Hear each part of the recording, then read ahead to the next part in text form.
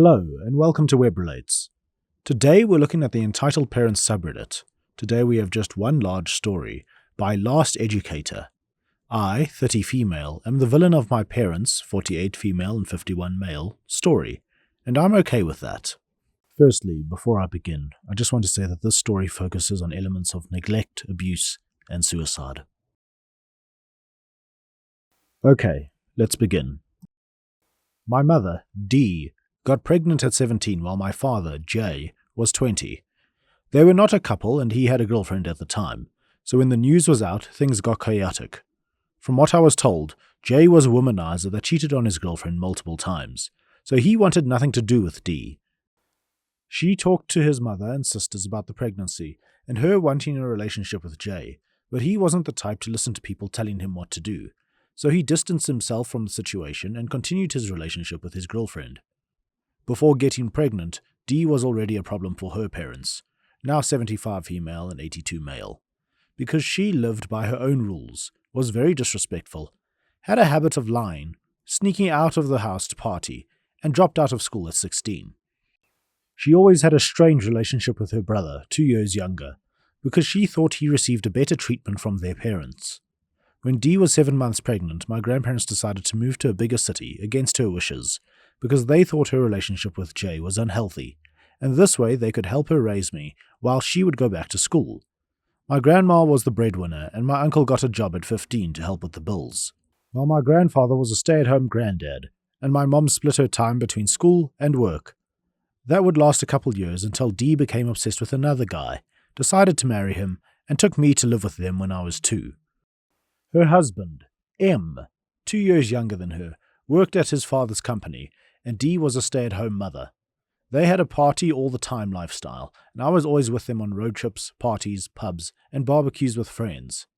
When I was 4, my sister G was born, and with the new baby they couldn't party together daily like they did before. That's when M started to go out without Dee, and when he came back home very drunk, they argued a lot, had screaming matches, and after some years of this dynamic, he eventually started to hit her. Dee's relationship with M's parents was rocky, and they judged her for being a young mom and considered her a gold digger. When she asked for their help because of his alcoholism and the domestic violence, they helped, but blamed her and the pressure she put on him of being a breadwinner while being so young. Dee and M tried to work things out for a while, but eventually his addiction won, and they divorced when I was 7. Dee, me, and my sister went to live with my maternal grandparents. One thing I remember about Dee's and M's marriage was the constant tension in M's parents' house. Dee and M had me calling him Dad since I was 3, so I used to call everyone Grandpa, Grandma, Uncle, Auntie, and everyone was polite but not warm. When G was born, everyone treated her so well. She was everyone's favorite. She always received kisses, hugs, compliments, and I didn't understand why people didn't treat me the same. Dee also treated G better. I always had the feeling that Dee didn't like me because she almost never hugged me or talked to me, ignored me when I tried to show affection, and was always cold towards me. And M, he always seemed like he didn't want to be a father or husband, and was always doing stupid things to feel alive, like speeding his car while drunk, or sitting at the window with his legs out in our apartment at the 29th floor. A few months after their divorce, Dee took me to a trip to the mall, and as we ate McDonald's, she told me M was not my father, and that I actually had another dad. She then introduced me to Jay, who had a quick chat with me, bought me a doll, and then we went home. It was a weird day. A few months passed, and I saw him again at a doctor appointment, who was in fact a DNA test. He was with his wife, as he was now married to his girlfriend from when he was younger, and they didn't speak to me and Dee at all. The test became positive, and I officially had Jay's last name added to my name, and he started to pay child support. I never saw him again after the day we had the test done. Money was tight in our house, because my grandma and uncle worked but were paid minimum wage. Grandpa worked as a handyman and carpenter, so it was challenging to feed everyone, pay rent, utilities, clothes, etc. Dee had child support from Jay and M's family, but would always claim she had no money. M was a wreck and completely out of control, and his family hated to pay child support, so after a few months, M's parents offered to raise my little sister, as they were wealthy and could provide for her and enroll her in good schools, etc. I remember being so confused because I didn't want to be separated from my sister, and I wanted to live with Grandma too, but she was not my grandma. Dee accepted the offer and started to live by her own rules again. She worked and was barely home when she had free time. After my sister went to live with her grandparents, I became a lonely kid. She would come to our home every other week for the first year, but then her grandparents started to bring her less and less to see us, and Dee didn't care enough to go see her at their house as well. Sometimes she would send me to spend time at their house, and it was always weird, because again, people were polite but not warm. I felt so much resentment because my sister lived a better life than mine, with toys, clothes, trips, private school, language classes, etc., while I was in public school, and mostly alone in my house watching TV and playing with old or donated toys. We had two completely different lives, but one thing in common was that Dee wasn't present in any of them. Ever since her divorce, Dee became colder and more distant. She worked all day and partied all night, from Monday to Monday, and almost always slept at her friend's house to avoid going home and having to listen to her parents lecture her for not taking care of her kids. She had a terrible relationship with her parents, and the three of them would always fight because of money and responsibilities. When I was 8, I asked her why did she have kids if she didn't like her kids, and Dee told me that she wanted to have an abortion when she was pregnant with me, and Jay rejected her, but her parents didn't consent and that's why she hated them. My grandparents didn't have the habit of saying I love you, but they showed me love by taking care of me with kindness and respect. And I also learned a lot from my uncle, who loved to spend time with me when he was home from work. I used to pray every night, asking God that my grandparents reveal that they're my real parents, and Dee was just a mean sister.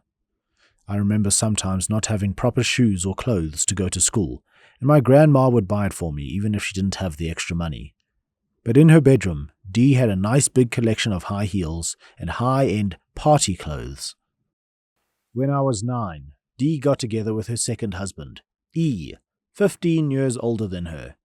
He had 2 daughters from his first marriage, who were 12 and 14 at the time, and lived with their mom. I never confirmed that, but it always seemed like they had some kind of agreement that he would not raise someone else's kid. E used to pretend I didn't exist and ignore me.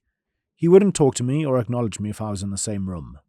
When I was 11, my mom became pregnant with my sister, L, and went to live with E.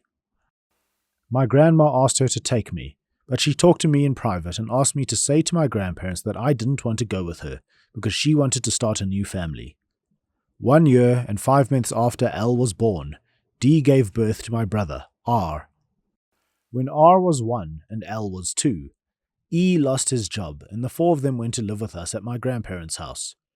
Dee had to work and I was used as a nanny for the babies. I didn't have a normal life for a 13-year-old and missed birthday parties and school events because I was taking care of 2 babies at home. My sister G rarely came to our house, but when she came, Dee showered her with love, and I resented her so much that I stopped going to her grandparents' house to see her. At the same time, I was basically raising my little brother and sister. Dee would berate me for everything. She would yell at me that I was too fat, that I was ugly because of acne, that my hair was weird, and that everything in me was bad because I had bad blood.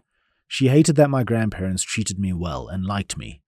If I asked to go out to study with friends, she would guilt-trip me because the kids needed me and liked to be with me. She would go out with E almost every night, and I was the one making the kids dinner, bath, and sleep time, as my grandma didn't want to raise 2 more grandkids. E didn't have a new job, but would spend the day out working. Later, we discovered he was addicted to gambling and worked as a poker player for his wealthy friends. As the years passed, I became an angry teenager because I felt misunderstood, lonely, and used. I started to yell back at Dee when she yelled at me, and our home became a place full of tension. My uncle moved with his girlfriend and her kid, and I hated that me and my grandparents were stuck with Dee and E at our house. I loved my baby brother and sister like they were mine, and at the same time, I hated to be put in that situation without a choice. Everyone used to say, "You need to help your mom with the kids," but all I wanted was a normal teenager life. So I started to dismiss Dee's requests and do my own thing. At 15, I met F, 2 years older than me. He is now my boyfriend and we live together, and started to go out with friends more and to have a social life. Dee hated this because it meant she had to step up more as a parent to her younger kids. When I was 17, I was seen as difficult and a rebel because I stopped listening to Dee's orders and requests. My sister G was 13 at the time, and she used to come to our house once every 3 or 4 months. One day I discovered G's Twitter and was full of self-hating and borderline suicide tweets. I remember being shocked, and I messaged her telling her to stop playing with serious matters because killing yourself is not a joke. She didn't reply. I didn't follow her on Twitter but kept track of her activity daily, and at some point I became so worried that I sent a few of her tweets to our cousin. It was her cousin from M's side. Her father printed the tweets and showed them to their grandparents, and after a few conversations about G's mental health, they decided and informed D that G should live with her at my grandparents' house. When I learned this, I was surprisingly happy and felt so much joy because I would have my sister near me and share a room with her. And I wanted so much to be the one to tell her, so I called her home. M picked up the phone, and when I asked him if I could speak to G, he told me no. He told me that she was sad that day and he was taking care of her. I insisted, but he kept saying no, and eventually hung up the phone. The next morning I woke up with Dee's phone ringing at 7 a.m, and then she ran downstairs to my room and yelled, "Wake up! Your sister killed herself." The days following my sister's suicide were something I can't explain. I felt guilty, I felt angry. I wanted to scream to D and M that it was their fault, but I didn't have any words. I was so mad. M tried to apologize to me at her funeral for the call and comfort me, but I couldn't even look at him. Not once did D try to comfort me or say something nice. She was in pain and was feeling guilty as well. G's grandparents felt so bad they didn't even attend the funeral. I dropped out of high school when I still had 6 months to graduate, because I felt so much pain that I couldn't go back to my normal life. Then I started to feel angry at G, and this anger lasted a few years. 1 year after G's death, I was feeling so lost that I found Jay's phone number and called him. We met at the same mall from when I was 7, and I explained to him that I was grieving heavily and wanted a relationship with him because the one I had with D was so dysfunctional. He said nice things and made promises. Then we went home, and he never contacted me again. From 18 to 21, I was a wreck. I graduated high school and started college, but dropped out after the first semester. I had a job and spent all my money on alcohol and drugs. I tried all the drugs you can imagine and went out to drink every day, but I was still responsible and maintained my job. I was living with my grandparents, while D and E lived with L and R. I helped financially at home and started to have a serious career, but I was still coping badly with my grief and suffering from PTSD. D had a reality check with G's death and became a good mom to L and R, stopped with the party life and had a nice job. When I turned 22, me and F, my good friend from high school, started to date, and at 24 I moved with him and went back to college. We now have a dog, an apartment, good jobs, and a strong relationship. Me and D started to have a good relationship as well, with ups and downs, and not like mother and daughter, but more like sisters. I started to say things like, "I'm proud of D because now she is for L and R the mother she never was for me and G." She never liked F much because he knows our history and is very protective of me, so he doesn't like her and makes it very clear. Once my life had some stability, I was able to work on my grief and on forgiving myself and G for her death. But deep down, I never really forgave D and M. A couple years ago, I started to wonder what happened to J. I was still hurt from our last contact when I was 18, but felt the need to know more about him, so I found him on Instagram and we started to chat. He asked to meet me for lunch and I agreed, so he came to my city and we met. He was very apologetic, telling me how he regretted his choice of not being a part of my life. He told me he had a daughter who was then 12, now 14, and that he was divorced from his wife but still living with her. He said that she was the main reason he didn't have a relationship with me, because she hated D and didn't want him to be a dad to his affair kid. He chose her, and now their marriage was over and he wanted to start a real father-daughter relationship with me. He told me he owns a car dealership store, has a boat, lives near the beach in a nice house with a pool, and that he resents his ex-wife because she never wanted him to enjoy the things he loves, like fishing, traveling, being by the sea, etc. He also admitted he cheated on her a lot in the last 30 years, but claimed to love her even if he didn't know how to be a good husband. After our lunch, I met Dee, as she lived nearby and we always met to go to the supermarket together. During our car trip, I told her about my lunch with Jay and told the whole story. I even told her about the cars and boats, and about him still being a womanizer like he was before and a crappy husband. When I finished telling her, her exact response was, "It's a shame he chose the wrong woman." And I had a really bad feeling. For the next months, things got weird. Dee and Jay started following each other on Instagram, and she began to post thirst traps on her stories daily. He's a Christian and she started to also post Bible quotes daily. Then out of nowhere, she tells everyone that she found an old friend on Instagram from when she was a teenager, and she was going on a trip to Jay's town, where she used to live when she got pregnant, to meet her friend. We went to the mall with my sister Elle a few days before her trip, and Dee bought new panties and a nightgown. It was all really weird, and I started to suspect she was going to meet Jay. After a few weeks of me thinking I was going insane, the truth came out. Jay called me to say he was renting an apartment in his town, and Dee was going to live with him. Dee announced that she was divorcing from E, but never mentioned Jay. She claimed she was unhappy and wanted to start a new life, so she was going away to her old town to live with her friend. I went nuts. I was blindsided by all of this drama and asked them to tell the truth to everyone. Dee was abandoning E, L, and R for my father, and I felt like it was my fault. Dee begged me to cover for her because she didn't want anyone to know about her and Jay, but I kept pressuring them, so she came clean.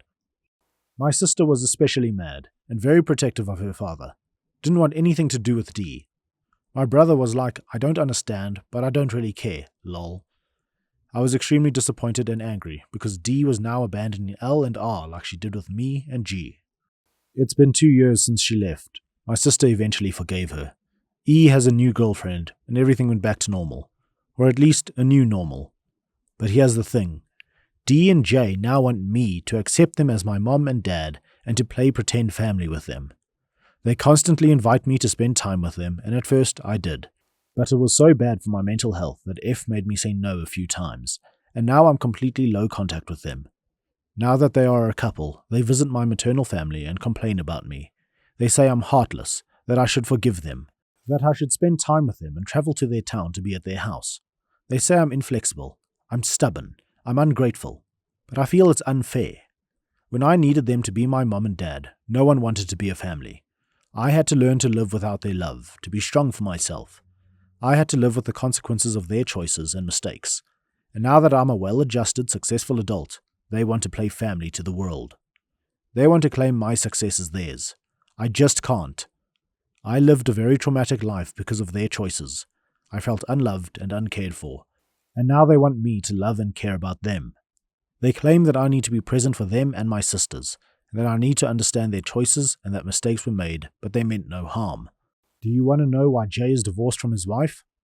1 year before I followed him on Instagram, another daughter of his did the same. She is 2 years older than me, and another affair kid. His wife didn't know about her. Jay claimed that he knew but thought she wasn't his, so he never mentioned her or her mother. This girl is JJ, and she desperately wanted a father, to the point she caused Jay's divorce by fighting constantly with his wife and showing up uninvited in their lives.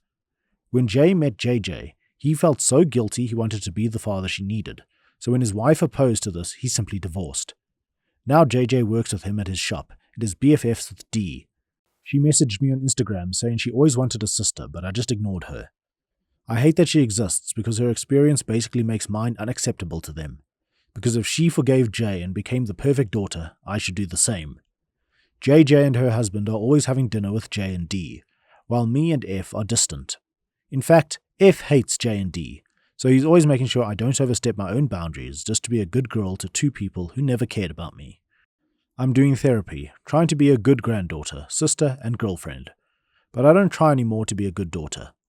I don't want to be in their lives, and I hate that they chose each other instead of me. I hate that D chose several men and J chose his wife instead of their kids.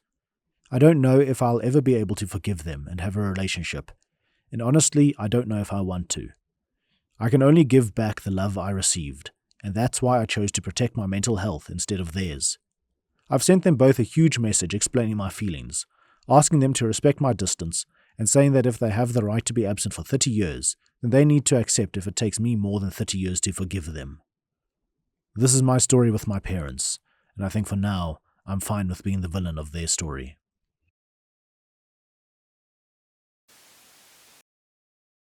Okay guys, that's the end of that story.